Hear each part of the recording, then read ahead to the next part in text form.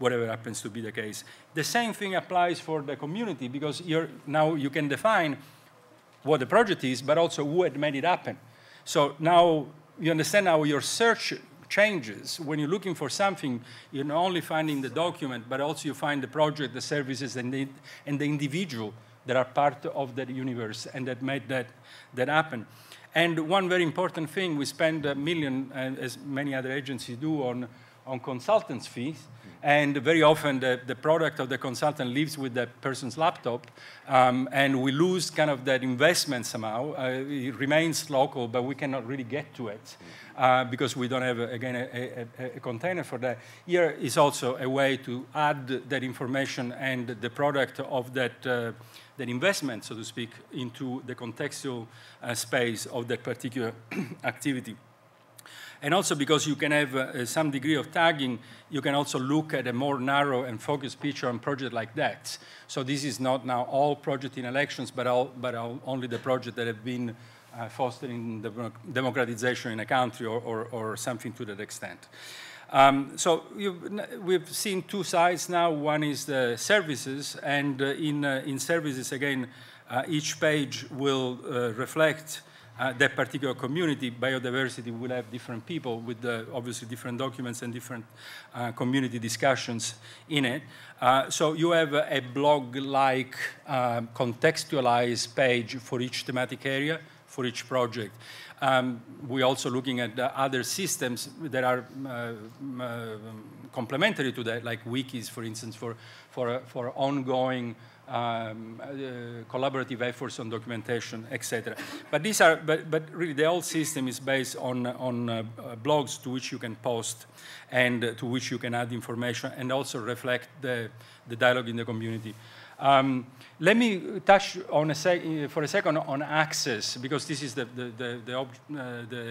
focus of this conference. Here, everything that you see can obviously be accessed through an internet connection with a browser, but we all know, and we discussed this, I heard several presenters discussing bandwidth issue, and we're very aware of that. The other alternative, of course, is to move some of the content that is related to your community, to your group, through your mobile phone.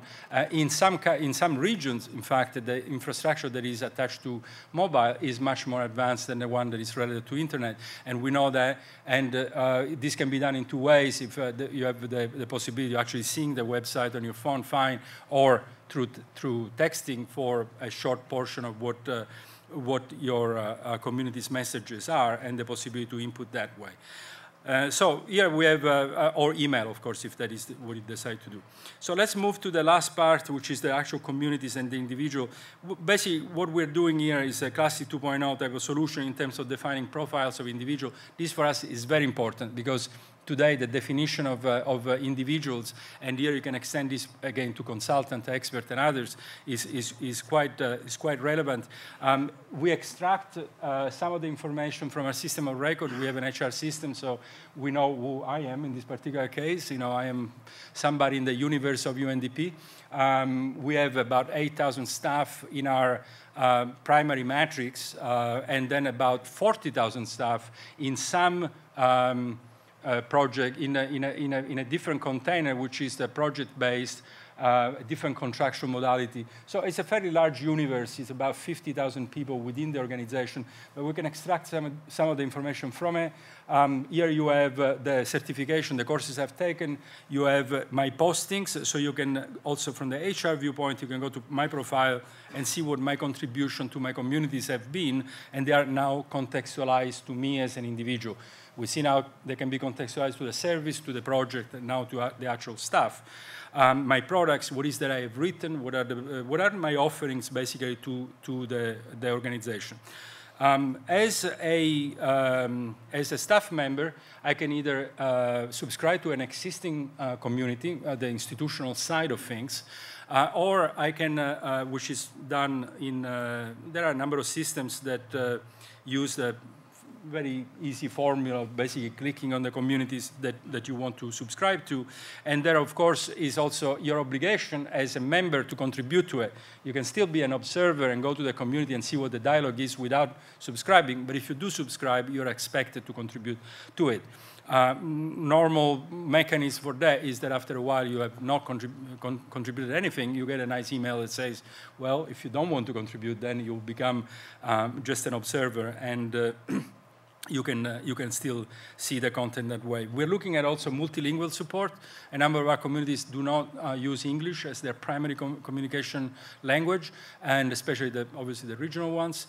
And also we're looking at some degree of machine translation, because we have seen it demonstrated. It's quite strong, it's quite good. It's good enough to understand what the content is, and then maybe to do some more research. But probably the most innovative part here of this platform, which we really don't have today, is the capacity for users to create ad hoc, user-driven communities.